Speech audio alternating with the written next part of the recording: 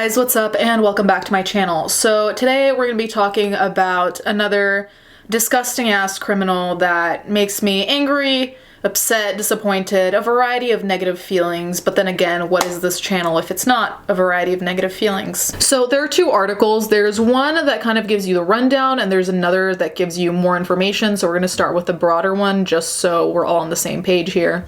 Ohio teacher charged with sexually abusing 28 first grade girls. A former physical education teacher accused of inappropriately touching dozens of first grade girls in incidents captured on school surveillance video has been indicted on charges of gross sexual imposition in Ohio. Warren County prosecutor David Fornshell says 25-year-old John Hopkins of Springboro was indicted Monday on 36 counts involving 28 girls. This was updated on the 16th of June. As of today, it is the 21st of June. However, in an article that was published yesterday and then updated this morning on the 21st, this morning at 10:30 a.m. Eastern Time, it actually says that there are more girls than that. The grand jury reviewed more than 100 instances of touching involving 88 first grade girls captured on surveillance camera, according to the Warren County prosecutor David Fornshell. Either way, whichever is true, it's egregious. The more people, the more I'm angry. And to be clear, out of those 88 first graders, as of now, as you can see, the grand jury found that 36 incidents merited criminal charges. So it's not to say that all of these 88 girls were potentially abused, molested, or anything of the sort. However, I tend to think that if he has touched 36 girls inappropriately, it's not out of the realm of reality to consider that there are potentially more. So just to clarify on that note. Let's keep going on the basics. A lot of these girls would compete for his attention during class. One of the little girls he had convinced that they were going to get married when they were older. Okay, but this is genuinely so fucking creepy. Like, aside from touching the girls, which is obviously not okay, the fact that he said something like this, allegedly anyway, is so fucking just scary and manipulative because obviously he doesn't think he's gonna end up with one of these girls, but to fuck with people like that mentally is disgusting generally, but when it's with little kids so you can get something out of them, ugh, gross. His school district put him on administrative leave March 8th. He resigned days later. Shocker. And the other one, though, the one that's more detailed, it says that under the cloak of a darkened gymnasium and movie, a former Springsboro school's gym teacher called girls over to him individually, the girl's attorney said. As the movie played, John Austin Hopkins invited the first graders to sit on his lap. One thing led to another with him touching them inappropriately, she said. Hopkins was indicted by a Warren County grand jury June 17th on 36 counts of gross sexual imposition involving 28 girls at Clear Creek Elementary School. The indictment came more than 3 months after an investigation started. So far, he's been indicted on the 36 counts, but there might be more. During Thursday's arraignment, Judge Peeler set bond at $500,000 with 10% down. If Hopkins makes bond, the judge ordered him to remain confined at home and to have no contact with minors, which, to be honest, I think that's already generous to let him be at home when he's been a piece of shit until now, who's been touching young girls.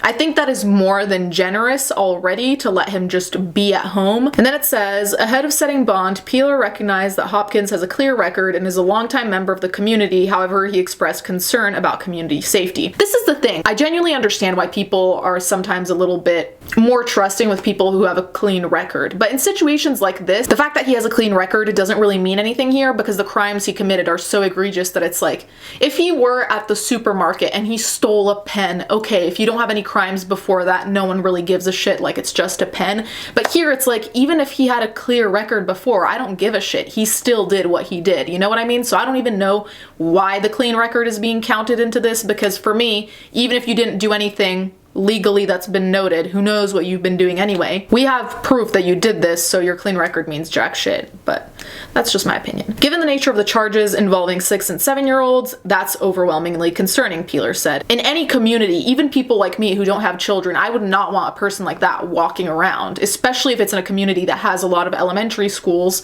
No, this person should not be walking around.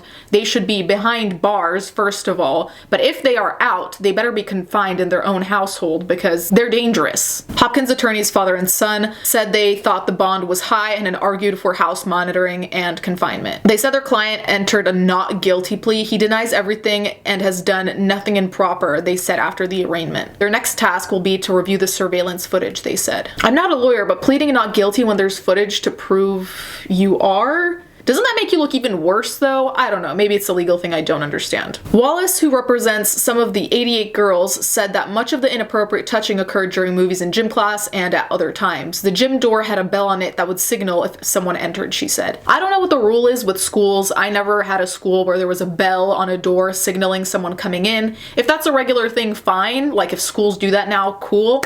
But I've never had that, and that creeps me the fuck out in this particular context. Like if it's in a normal class with a normal teacher, it's probably just to let them know that someone's there. But in this particular context, it feels like that bell is kind of like a warning, like, stop touching the girls. People are gonna find out you're a pedophile piece of shit. There was some relief Monday when the indictments were announced. The investigation into misconduct was triggered by a call from a parent.